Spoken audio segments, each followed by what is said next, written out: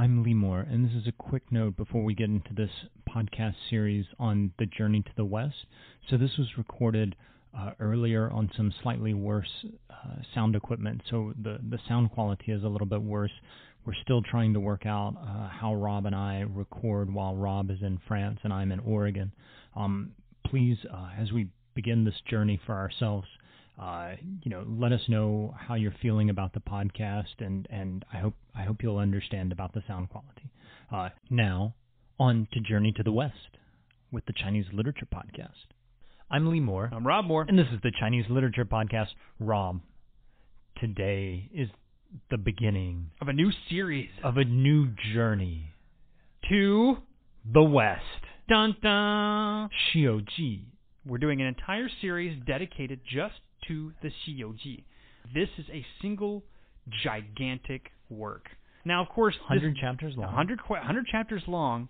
This, of course, begs the question, Lee, why this work? I mean, you're the one that pitched it to me, and at first I was thinking to myself, Monkey King, hooray, and all that. I don't really see why I think previously we had done one podcast on Journey to the West. Yeah. It was in our salad days as a podcast. We were still using really cheap equipment and the whole thing. Now we're using slightly less cheap equipment. Yes, exactly.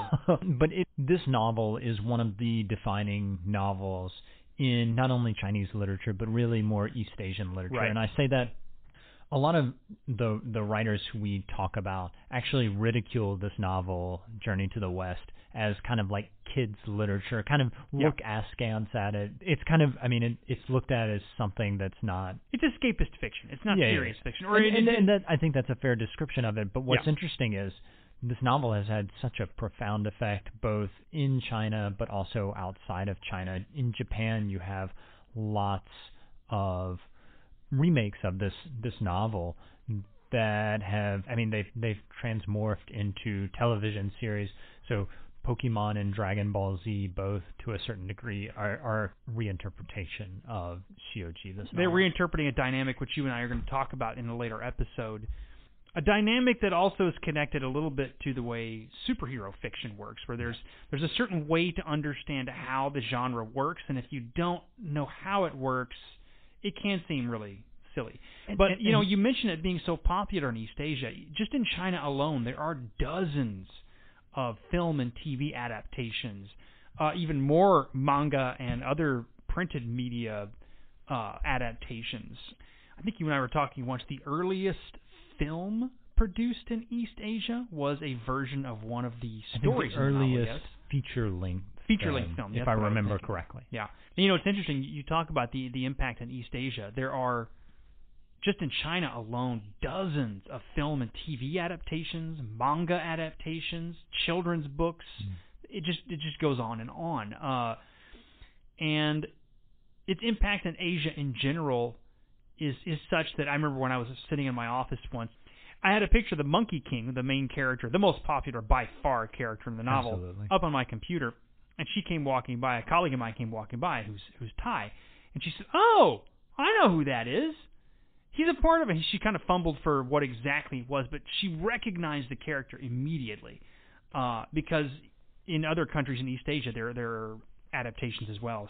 So much so that even if you don't read it or study it, you know it. Yeah, and I think that's one of the interesting things about this novel is how far it's traveled. You have a lot of insularity, I would argue, in Chinese literature, that it doesn't necessarily travel that well outside of China. But these novels, so Journey to the West, but also novels like Jinping Mei and some of the Pu Songling stories, really do have this wider influence. Yeah. And the other thing that's interesting about this one in particular is its international character. The novel is about the importation of the Buddhist scriptures into China, which is a real thing, right? Buddhism isn't Chinese. It started out in India. Despite what Chairman Xi actually says, that it's a Chinese religion, right? I love that. Yeah. You apparently haven't read Journey to the West. How interesting. And a lot of the language that is used throughout the Chinese as well, but in the English translations, uses loan words from other languages. It's a very international novel. In fact, the importation of Buddhism brought in as many, if not more, new words to Chinese as did sort of modernity and the importation of English words into Chinese. Right. So this is the first podcast in the series, and I'll just sort of forecast what the rest is going to be. We're going to spend a couple of podcasts talking about the actual content of the novel, and we are going to spend one podcast talking about one particular film adaptation. Popular reception in general, exactly. but popular reception in general, but I would say there are probably a handful of films that are the most popular, and one in particular I think is the most interesting. We'll talk about that. But to kind of set it up, this is the story of the importation of the Buddhist scriptures into China. Specifically, it's a journey, like it says in the title, to the west. To the west. Again, as it says in the title, of a monk and his 4 acolytes, his 4 followers. So the monk's name is, he has, all of these characters have multiple names, but we're just going to refer to the monk as Tongue Monk. Mm-hmm. The monkey, we'll just call Monkey. Then there's also Pigsy. Who's a pig. There's Sandy, who is a monster that comes from a lake of sand. And doesn't really have much of a role. No. He's not a secondary character. He's almost a tertiary character. A non-existent character. And then there's the horse of Tongue Monk, who starts out as a dragon and it turns into a horse and has no real function aside from being a couple horse. of things, but but for all intents and purposes, this is a story of their adventures going to pick up the Buddhist scriptures. The West. Every time that a new episode starts, and each episode is normally 2 or 3 chapters long, it'll tell you the season, and then you meet a monster or something. And the novel is really in some ways it's kind of boring. Because you're constantly repeating the same thing. This is actually, it feels like a serialized television show. Yes. Now, what's interesting about that, though, is a lot of these sort of genre television shows, science fiction, fantasy, detectives, stuff like that, can be immensely popular within an incredibly rigid formula. Yeah. So my wife loves the show Midsummer Murders. But for me, it's intensely boring because every single episode is the same plot, really. In the beginning, someone's murdered, they find the body, the detective has to. It's the same sort of thing again and again. But if you like the formula, you can watch, 100 episodes of it. Yeah. And this novel is very similar. We'll talk a little bit about a way to understand that formula later so that it's not boring. But if you don't know the formula, and the first time I tried to read this was in China, to be fair, it was an awful translation.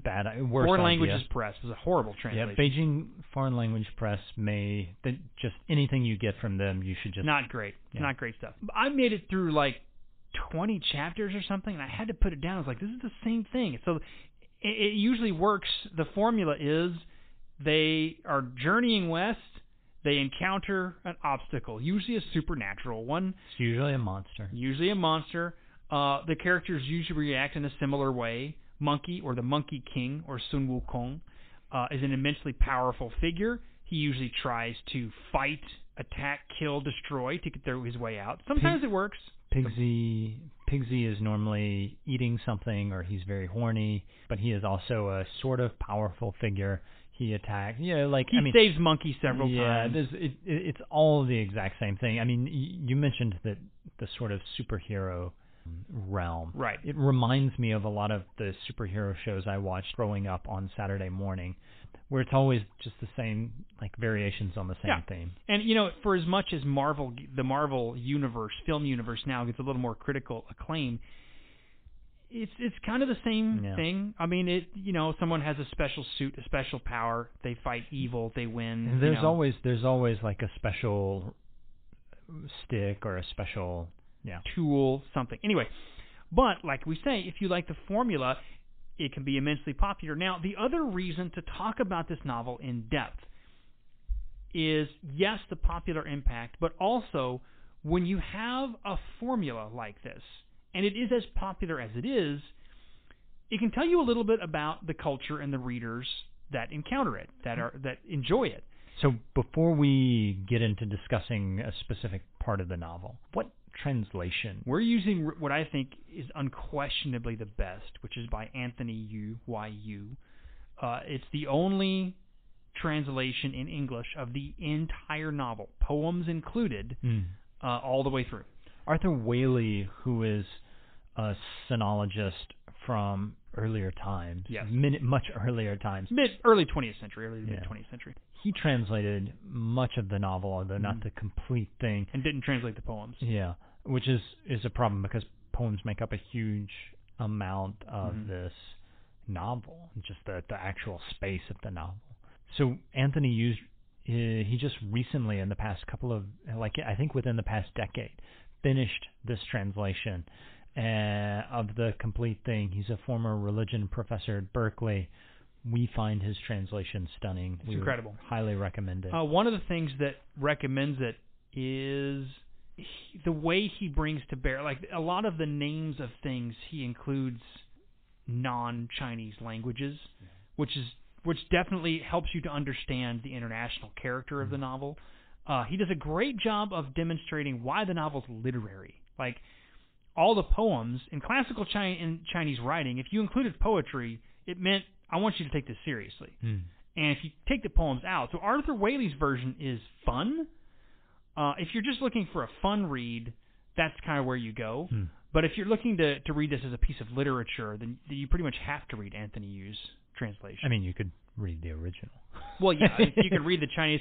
It's funny, though, because you mentioned the Chinese. I did read, time constraints being what they are, I wasn't able to read the whole thing, obviously, in Chinese. But I read several chapters in the original Chinese. 差不多. And one of the things that's fascinating about the language of this novel is it's definitely newer. It's definitely more modern than what came before it. So I'd read some of the Outlaws of the Marsh or the Water Margin, Shui Hu Duan, yeah. That feels older, more archaic. Journey to the West Chinese and the way it works just simply feels newer. So they're more modern. both technically vernacular, but the Shui Hu Duan, the Outlaws of the Marsh, is much more it just has lots more classical embedded in it. Is that? Yeah. It has more classical, and for example, there's not as much time spent describing random scenery or little subtle details. Like in Journey to the West, at least in the Chinese, you'll get episodes where the Monkey King will sort of grin out the side of his mouth and just drop something on the grass and walk away. And if you've read the rest of that chapter, you go, oh, I see what he's doing, right? It's a very subtle move. Or you may just have a description of scenery just to have a description of scenery, right? It doesn't always tie into everything that happens in the story. Before, that's not necessarily the case. Yeah. Classical Chinese is a very, it's a language that tries to cut out as much as can be cut out. So we're also, the other reason this novel is so important is this really is, we're getting into a period of Chinese literature when novels, as we think of them, are coming to be a thing in China. Not a lot of episodes all strung together in one place, which is arguably what Outlaws of the Marsh is. But an actual sustained narrative with characters, some kind of subtlety, some sense of this whole huge thing that I'm writing is a single narrative. What you're talking about is narrative arc, right? So can I ask you, I mean, we've spent most of this podcast introducing this novel. Yes. One of the things that makes the arc of a narrative arc is that characters grow. Yeah.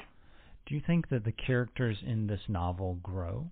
That's a good question, and we'll get to that, I think, in the podcast where we talk about the end of the novel.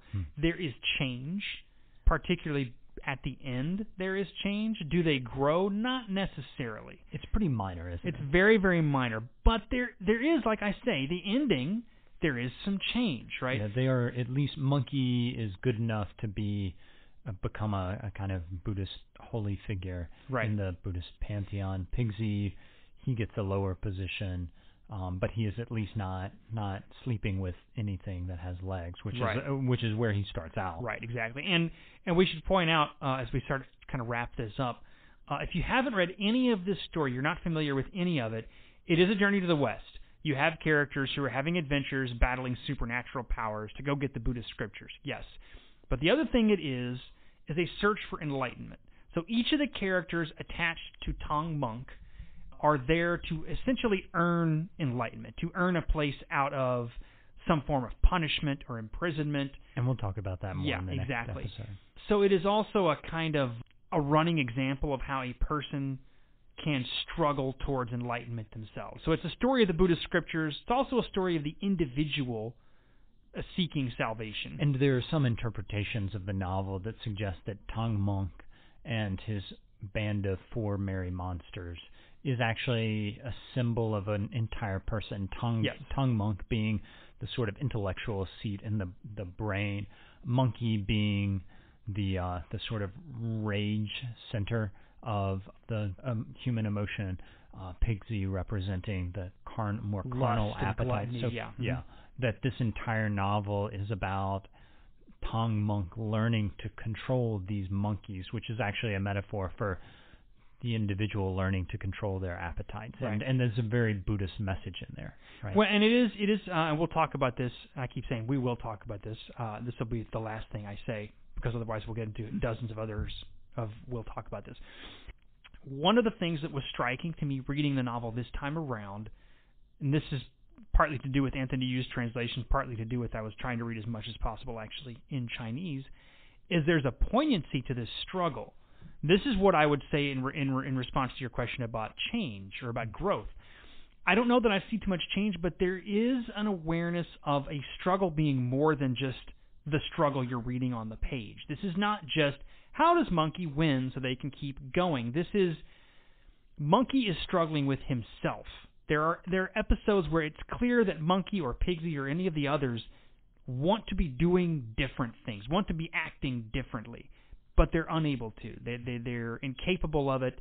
Tang Monk himself, who's, as we'll talk about, is one of the most boring people in the universe, has no appetites whatsoever. He's pretty much a blank slate. Yeah, is also working. How do I control things? How do I get these scriptures, but also help these disciples attain enlightenment? There's a poignancy to it that you see lacking in most other stories of this kind earlier times. We should point out that Tang Monk, the figure, is drawing off of earlier figures. Yeah. Tang Monk cries a lot, which we've actually he's very much a crybaby. Yeah. And we've done a podcast on Mulian, who the great Magdalena saves his mother from hell. Yeah, so Mulian is one of the earliest figures in narrative Chinese vernacular fiction. It's incredibly popular for almost 1,000 years, and Tang Monk seems to be kind of based off of Mulian, right? Right. We'll talk about it in the podcast on characters. But to wrap it up here, if you're looking to kind of follow along here, you can find a copy of Anthony Yu's translation anywhere. He does have a single volume, sort of, not really synopsis. Yeah, greatest hits, just called Monkey. And it's still Anthony Yu, so it's going to be worth reading, so you can follow along that way. Join us as we journey. I'm Lee Moore. I'm Rob Moore. And this is the Chinese Literature Podcast.